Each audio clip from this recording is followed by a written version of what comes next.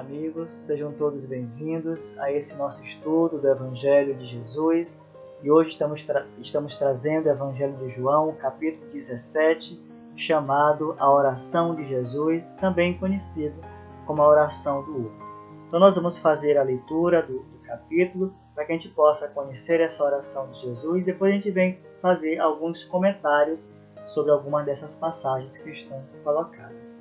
E ele diz o seguinte: Jesus falou estas coisas e, levantando os olhos para o céu, disse: Pai, chegou a hora.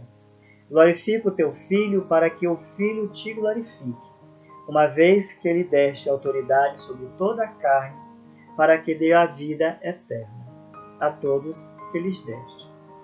E a vida eterna é esta: conheçam a ti, o único Deus verdadeiro, e ao Cristo Jesus que enviaste. Eu te glorifiquei sobre a terra, consumando a obra que me destes para fazer. Agora, glorifica-me tu, Pai, junto de ti mesmo, com a glória que eu tinha junto de ti antes do mundo existir. Manifestei o teu nome aos homens do mundo, os quais me deste. Eram teus e os destes a mim. Eles têm observado a tua palavra. Agora eles sabem que todas as coisas que me destes vêm de ti, porque dei a eles as palavras que me deste, e eles as receberam.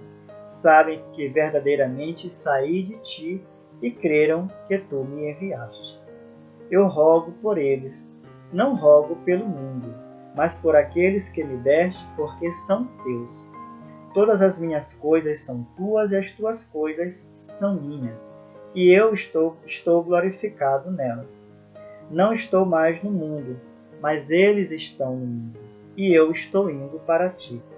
Pai Santo, guarda-os em teu nome, o qual me deste, para que sejam um só, assim como nós somos. Quando eu estava com eles, eu os guardei em teu nome, o qual me deste. Guardei-os, e nenhum deles se perdeu, a não ser o filho da perdição, para que se cumprissem as Escrituras. Mas agora estou indo para junto de ti, e falo estas coisas do mundo, a fim de que tenham a minha alegria cumprida neles. Eu lhes tenho dado a tua palavra, mas o mundo os odiou, porque não são do mundo, como eu também não sou do mundo. Não rogo que os tire do mundo, mas que os guardes do mal. Eles não são do mundo, como eu também não sou do mundo. Santifica-os na verdade. A tua palavra é verdade. Não rogo somente por eles, mas também pelos que creem em mim, através das palavras deles. Pai, quero que onde eu estou, lá estejam comigo os que me deste, para que contemplem a minha glória, a que me deste, porque me amastes antes da fundação do mundo. Pai justo, o mundo não te conheceu, eu, porém, te conheci, e eles entenderam que tu me enviaste. Eu os fiz conhecer o teu nome, e farei conhecer para que o amor com que me amaste esteja neles, e eu esteja neles também. Então vejam que essa é a prece que Jesus faz, essa rogativa aos apóstolos, né? A passagem que vem lá depois da Santa Ceia, depois do ato humilde de Jesus de lavar os pés dos apóstolos, e ele faz essa rogativa pedindo ao Pai que dê proteção àquele seu apostolado todo. Então, para que a gente possa compreender melhor, a gente vai trazer algumas explicações também trazida pelo Emmanuel lá no seu livro comentado do Evangelho de João, deste capítulo que nós estamos abordando aqui agora. Então ele fala lá, né, levantando os olhos para o céu, disse, né, ele exclama e faz essa oração. Ele diz: Pai, chegou a hora. Né? Aquela hora que ele sabia que estava para acontecer, aquela hora que ele advertiu o tempo todo os evangelistas para se prepararem para esse momento. E ele diz: glorifica o teu Filho, para que o Filho te glorifique. Então ele pede mais uma vez a sustentação, a força de Deus junto a ele diante desse trabalho. Ele sabe que essa força não lhe faltará nunca, nunca lhe faltou. Mas também, como ensinamento aos apóstolos, ele faz essa rogativa para que a gente aprenda a pedir essa proteção de Deus junto a cada um de nós. Porque nós sabemos que todas as passagens de Jesus são ensinamentos. Então não podemos perder de vista nenhum momento dos ensinamentos de Jesus. E bem aqui, na hora que ele faz essa rogativa a Deus para os apóstolos, ele também nos dá um ensinamento. Glorifica o teu filho, para que o filho te glorifique. Né? E dá força para que eu continue fazendo o teu trabalho nessa seara do mundo. Uma vez que me deste autoridade sobre a carne, para que dê a vida eterna.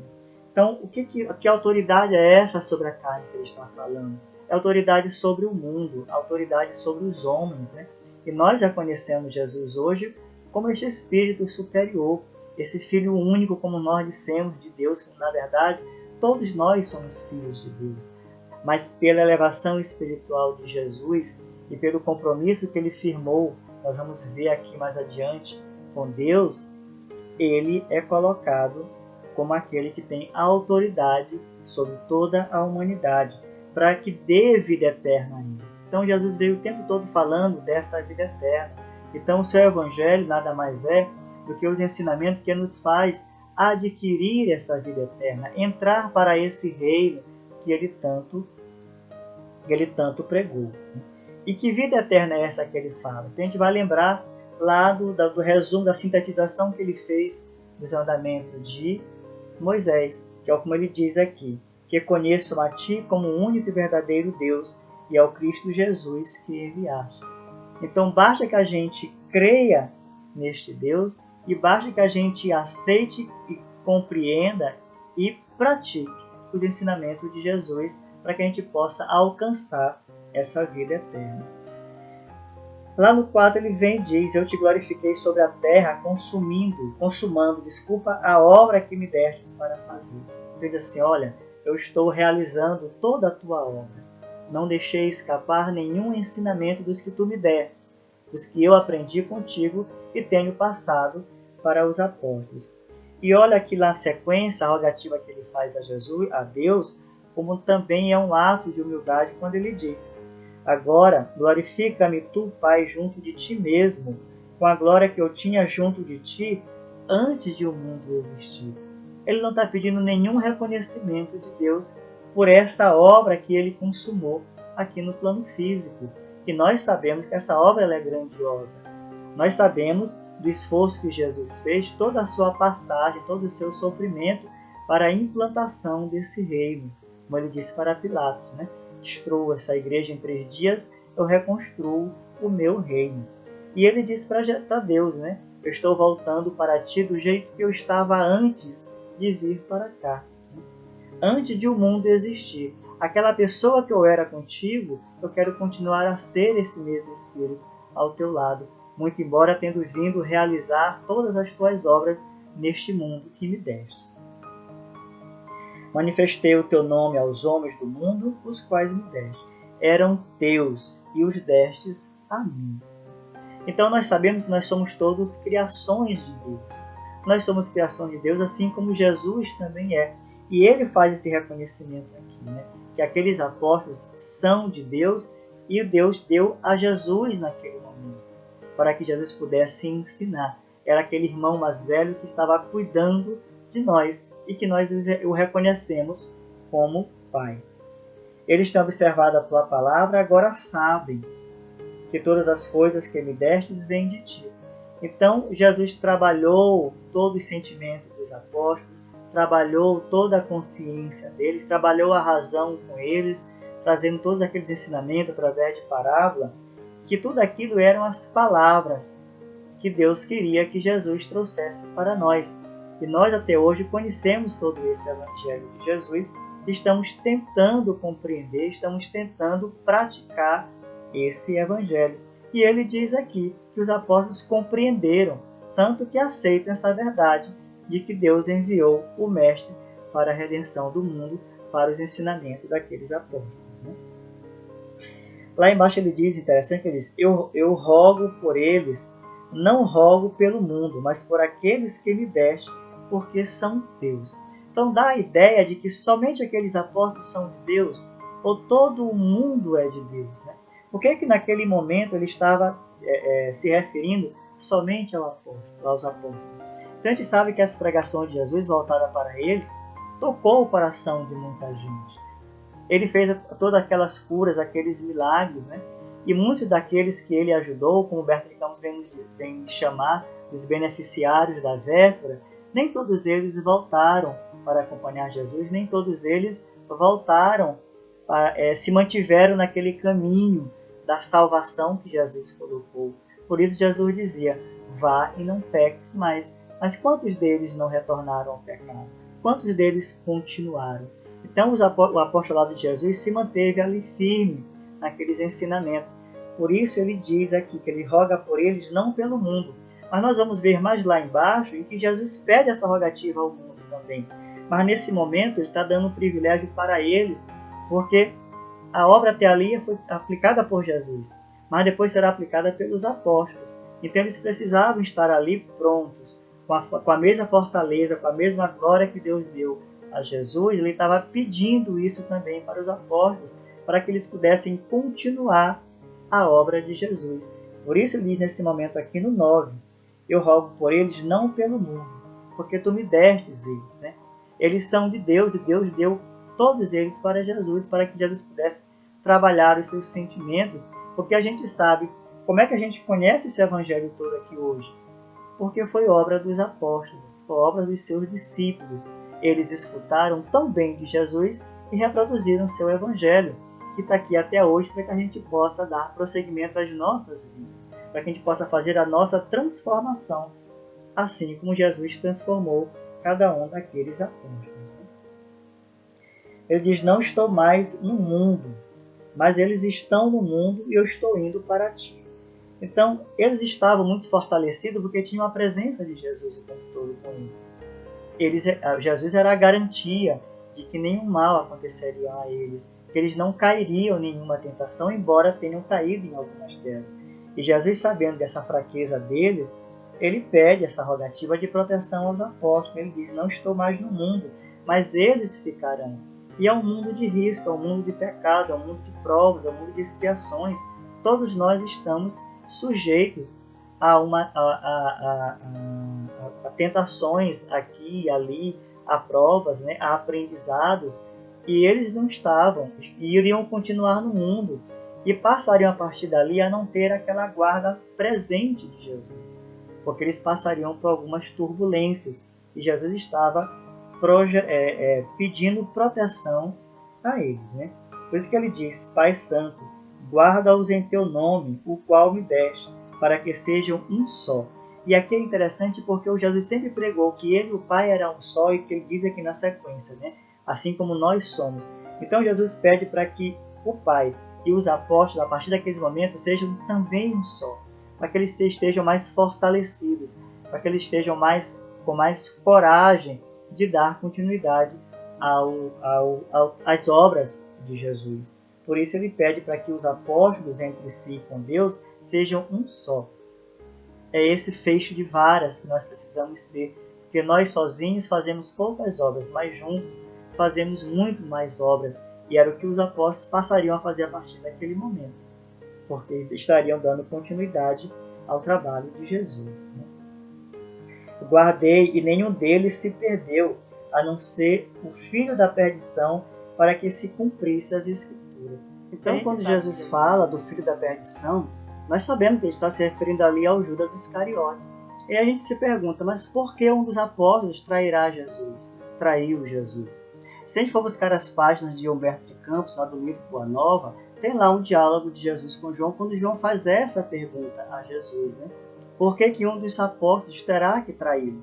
E aí Jesus responde para ele que os desígnios de Deus são insondáveis, são justos e bons. Então a gente tem a compreensão de que aquilo ali é mais uma lição, porque o Jesus coloca lá que aquilo ali é para que se cumprisse o que estava nas Escrituras. Então precisava dar cumprimento para aquilo ali. Não que ele não tivesse passado a lição para o Judas, tal qual passou para os demais, porque a lição foi única. Mas ele, com toda a sua ambição, com toda a sua vaidade, com a sua pretensão, porque ele não conseguiu compreender qual era a intenção de Jesus, ele queria de alguma forma violentar, de certa forma, toda a sociedade romana, implantando aquele reino, porque ele acreditava no reino. Aí ele precisava de forças, né? Quantas vezes ele foi lá para Jesus e perguntou se não precisariam do apoio da guarda de Roma para que se pudesse fazer tudo isso. Por isso ele vai lá no Sinédrio e conversa com os sacerdotes enganam, na verdade, os Iscariotes, porque prometem para eles postos. E a intenção do Judas é, eu digo onde Jesus está e depois eu vou lá e salvo ele, porque eu terei um posto alto dentro do sacerdócio que será implantado, e aí eles passam a aprender as lições de Jesus, porque eu estarei fazendo esse pedido a todos eles. Mas aí quando João faz a pergunta a Jesus, que ele responde isso, né, que são insondáveis, ele diz que esse escândalo servirá de lição para todo apostolado e para todos aqueles que querem fazer o cumprimento do Evangelho de Jesus. E olha o que ele diz lá. Eles compreenderão que para atingirem a porta estreita da renúncia redentora, hão de encontrar muitas vezes o abandono, a ingratidão e o desentendimento dos entes mais queridos. Então vejam se não foi essa a perturbação de Judas, se ele não se sentiu sozinho, porque ele não teve mais o amparo de quem ele precisava, que era aquele apoio todo dos apóstolos, para segurar a sua vontade. Aí a traição. Tanto que quando ele descobre que o Jesus está naquele calvário carregando a cruz, está seguindo para a morte, ele volta aos sacerdotes querendo desfazer todo o negócio. Mas a gente até hoje coloca o Judas como sendo aquele traidor, quando na verdade ele foi traído por todo o Sinédrio por conta da sua ambição, da sua vaidade, do seu desejo de querer implantar o reino de Deus de qualquer maneira. E a gente sabe que a implantação do reino de Deus não se dá com violência, ele se dá com conquistas principalmente do coração. É pelo coração que se consegue conquistar e implantar o reino dos céus, e não pela violência, como toda Roma naquela época fazia se respeitar diante do seu império. Eu lhes tenho dado a tua palavra, mas o mundo os odiou, porque não são do mundo. Né? Então ele diz assim, que depois que os apóstolos aprendem a palavra de Jesus e seus mandamentos, Jesus passa, e eles compreendem isso, Jesus passa a tê-los como do mesmo mundo. Porque por isso que ele diz, mas o mundo o odiou. Então Jesus faz um trocadilho de mundo o tempo todo. Mas o que deve ficar claro para a gente é exatamente isso. Jesus não era do mundo, e ele passa a dizer que eles também não são do mundo. Porque eles começam a ter uma outra postura, um outro comportamento. E se a gente for buscar lá os ensinamentos do Emmanuel, lá no livro Caminho, Verdade e Vida, capítulo 169, chamado No Quadro Real, o que ele vem falar? Quais são as características, né? Que palavras são essas que Jesus trouxe aos apóstolos, que ele estava tentando passar para o mundo, mas por conta disso o mundo os odiou. Se alguém quiser vir após mim, renuncie a si mesmo, tome a sua cruz e siga-me. Né? Amai os vossos inimigos, orai pelos que vos perseguem e caluniam, bendizei os que vos maldizem, emprestai sem nada esperardes, não julgueis. Então vejam que são virtudes difíceis da gente aprender. Os apóstolos aprenderam aquilo naquele momento, mas o mundo não aprendeu. Então é essa palavra que Jesus trouxe ao mundo e o que o mundo os odiou por conta disso. Era melhor negar a Jesus do que tentar fazer tudo isso daqui. Aonde que naquela época, a gente estava vindo ainda daquela lá, do passado, que alguns ainda preservavam a lei de Italião, do olho por olho, dente por dente, porque Jesus acabou com tudo isso. Ele trouxe a outra face para que a gente possa compreender como é que eu posso amar os inimigos, como é que eu posso orar por esses inimigos. Então são atitudes que eles não reconheciam. Então essas palavras fizeram com que eles odiassem a Jesus e também passaram a odiar os apóstolos porque estavam pensando da mesma forma. Não rogo que os tire do mundo, mas que os guarde do mal. Olha o que Jesus pede, não rogo que os tire do mundo, mas que os guarde do mal. E o Emmanuel também tem um esclarecimento bem interessante sobre isso aqui, porque essa passagem aqui também está presente na oração do Pai Nosso, quando a gente faz aquela passagem, livra-me do mal. E a gente tem a impressão de que livra-me do mal é do mal que alguém possa fazer a mim. Mas não é isso. Se a gente for ler o Evangelho segundo o Espiritismo, lá no capítulo das orações, ele deixa isso muito claro. É o mal que eu faço a mim mesmo, é que eu me livre desse mal. E aí Jesus traz novamente aqui nessa rogativa que ele diz: guarda-os do mal, para que eles não se corrompam nesse apostolado, para que eles não se desestimulem de tudo que estavam fazendo. E olha o que Emmanuel vem nos dizer: muitos companheiros não creem na paz, nem no amor, senão em planos diferentes da terra. Veja se não é isso mesmo do nosso comportamento, como o Emmanuel coloca bem aqui. O que é que Emmanuel está querendo dizer com isso aqui? Eu não preciso fazer nada, eu vou continuar do mesmo jeitinho, porque eu sei que a paz que eu estou procurando, ele está no outro plano, neste outro mundo, quando na verdade é aqui. Então vejam que eu não faço nenhuma modificação dos meus atos, das minhas atitudes, dos meus sentimentos, aguardando que na minha passagem do plano físico para o plano espiritual, eu chego já lá e encontro a paz. Levo engano, como nos alerta o Emmanuel. A maioria aguarda situações imaginárias e injustificáveis para quem nunca levou em linha de conta o esforço próprio. O Emmanuel está dizendo assim: olha, tu não fizeste nenhum esforço no teu trabalho, tu não tentaste te modificar, tu não aprendeste as minhas palavras, essas que nós elencamos aqui agora há pouco, e tu queres alcançar esse reino tem que começar dentro de cada um de nós. E a impressão que se tem é que esse reino está fora. Por isso que ele diz que é um ledo engano. Eu quero atingir esse reino sem nenhum esforço. Não tem como. Ele diz: o anseio de morrer para ser feliz é a enfermidade do espírito. Orando ao Pai pelos discípulos, Jesus rogou para que não fossem retirados do mundo, e sim libertos do mal. Jesus está dizendo assim: olha, Pai, eles vão continuar, eles serão perseguidos, eles serão tentados, mas livre-os do mal. Esse é o rogativo que a gente faz na oração, que a gente possa compreender a partir de hoje, que eu peço para que eu não caia em tentação, que esse mal não passe a residir em mim. É essa a rogativa que Jesus faz aos apóstolos. Eles não são do mundo, como eu também não sou do mundo. Então vejam aqui a comparação que Jesus já traz. Né? Eles aprenderam, então eles se assemelham a mim e são diferentes desse mundo.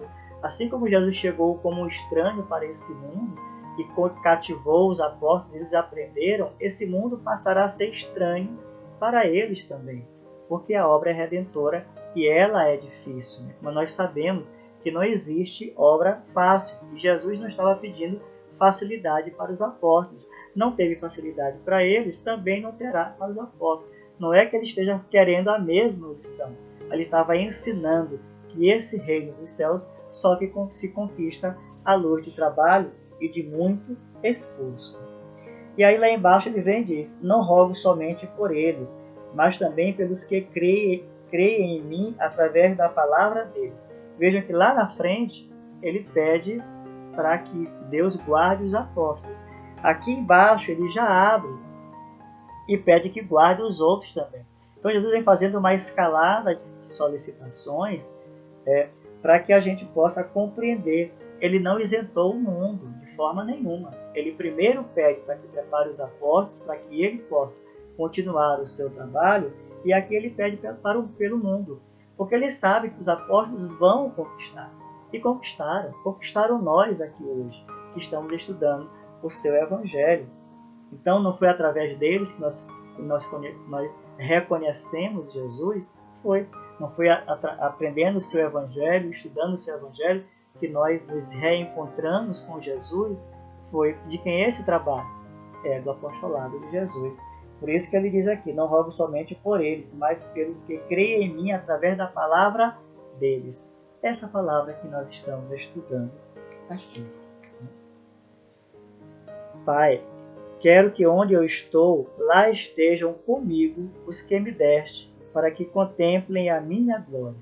E aí ele vem aqui e pede para que todos eles sejam também glorificados. De nada vale partirmos do planeta quando nossos males não forem exterminados convenientemente.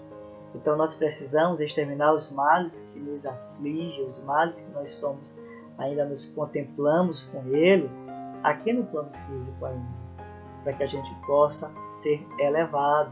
Por isso que o trabalho ele é árduo, por isso que o trabalho ele é de dificuldade, por isso a rogativa de Deus para o apostolado todo, e aquilo serve para a gente também. Jesus trouxe o seu exemplo ali de dores, de pregação. Os apóstolos passaram por tudo isso também, nós estamos passando por nossos sofrimentos também, para a nossa redenção. Faz-se preciso, pois, embelezar o mundo e aprimorá-lo, combatendo o mal que está em nós.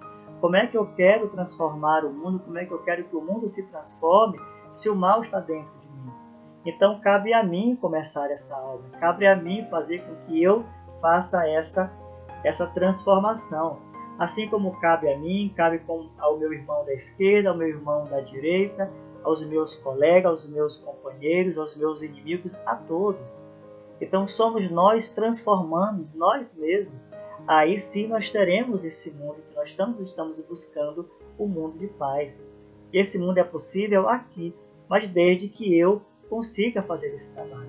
Eu não posso esperar que essa paz chegue se eu não começo a fazer a pregação, eu não começo a fazer a semeadura da palavra do Cristo por onde eu passar.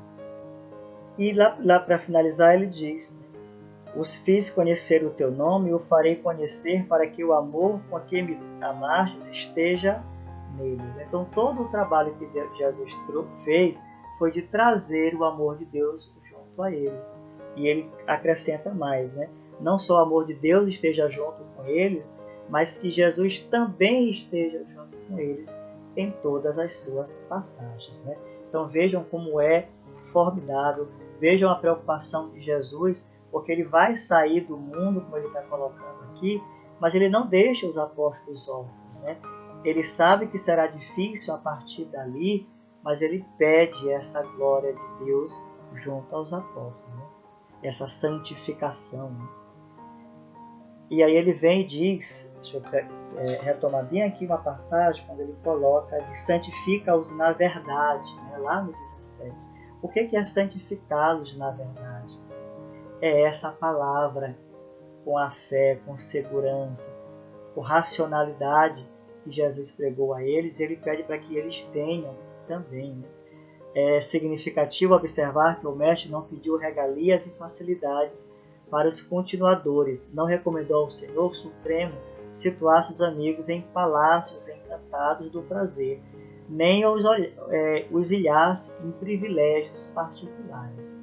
Na terra, quase sempre o dever e a responsabilidade parecem esmagá-los. No entanto, a palavra do Evangelho é bastante clara no terreno das conquistas terrenas. Então, quando ele pede para santificar-os na verdade, ele está trazendo o Evangelho.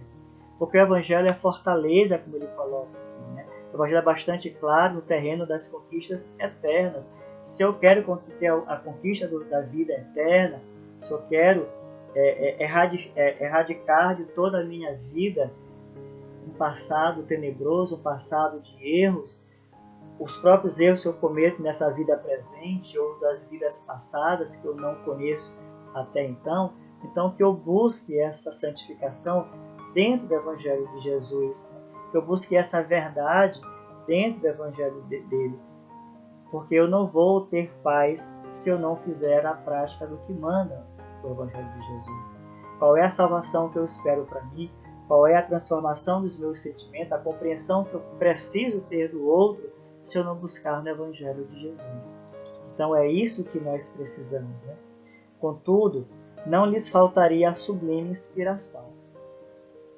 Mesmo Jesus pedindo a Deus para que ele fortaleça os apóstolos, ele pede lá, como o Emmanuel vem nos esclarecer, a contínua